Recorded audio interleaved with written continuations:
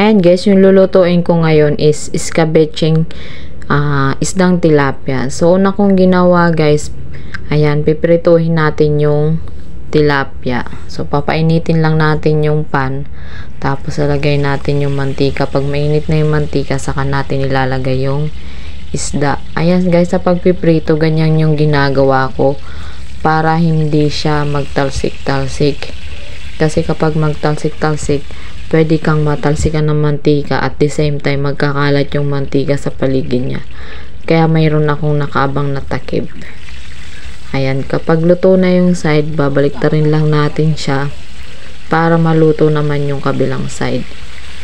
Ayan, ganyan yung technique guys kapag nagpiprito ng isda or ano man piniprito. So ayan guys, luto na siya. Aalisin na natin siya.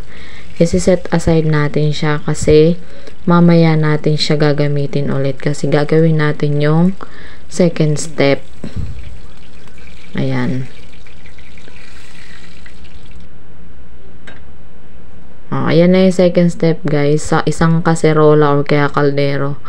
Ayan, papainitin lang natin siya. Tapos kapag mainit na, lalagyan natin siya ng mantika. Yung nilagay ko mantika, guys, yung pinagprituhan ko din siya. Kasi same lang din namang isda. Ayan. Magigisa na tayo ng bawang sibuyas, guys. Ayan. So, yung iskabeching tilapia, guys, easy lang siyang gawin. Yung pagluluto niya para lang salsyadong isda or tilapia. Yun nga lang wala siyang itlog. So, sinunod ko na guys yung hiniwa kong kamatis. Medyo maraming kamatis yung kailangan natin guys kapag nag-escabeche tayo.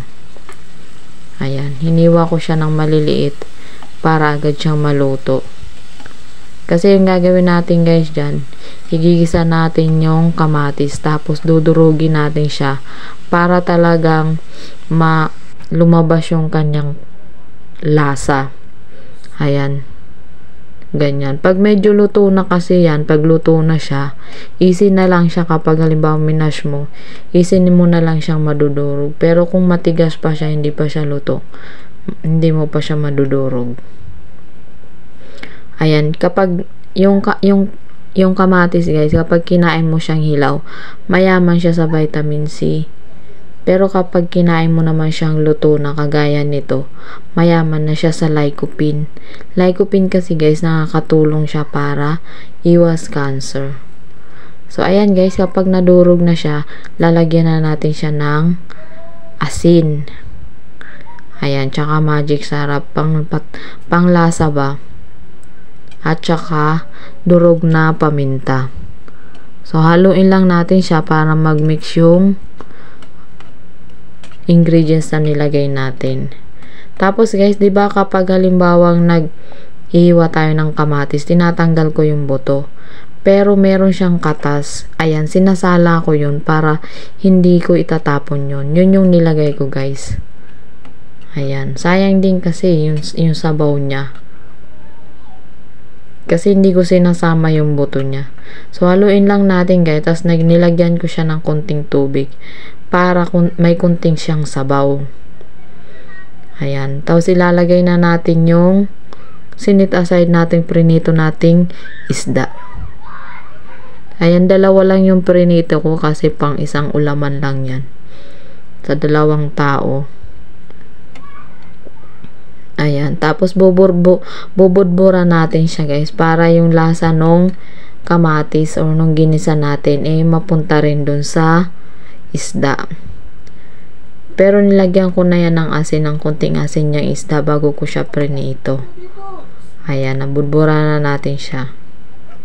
Tapos titikman na lang natin yan guys kung tama na ba yung timpla niyang ginisa nating kamatis.